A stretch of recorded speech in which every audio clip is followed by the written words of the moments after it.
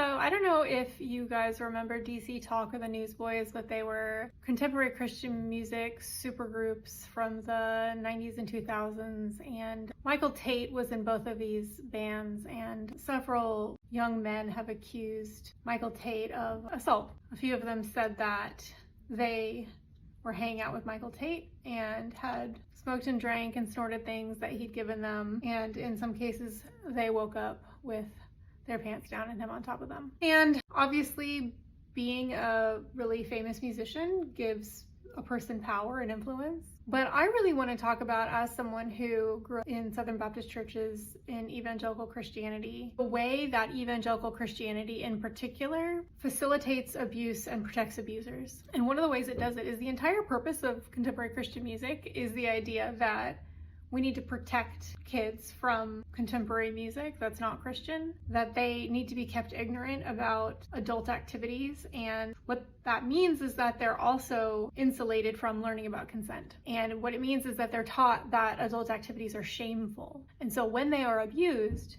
they are afraid and ashamed and confused about what happened to them. This is why accurate, comprehensive education on these topics is associated with lower levels of abuse, and that ignorance and shame of the type taught by and endorsed by and created by Evangelical Christianity and its teachings is associated with higher levels of abuse. Michael Tate, when responding to the allegations, said, "I'm going to call this what it is." Well, in Evangelical Christianity, sin is a broad category. Michael Tate said, "I'm going to call it what God calls it." You're going to call it sin because sin obscures what you've been accused of. Sin could be overeating. Sin could be using curse words.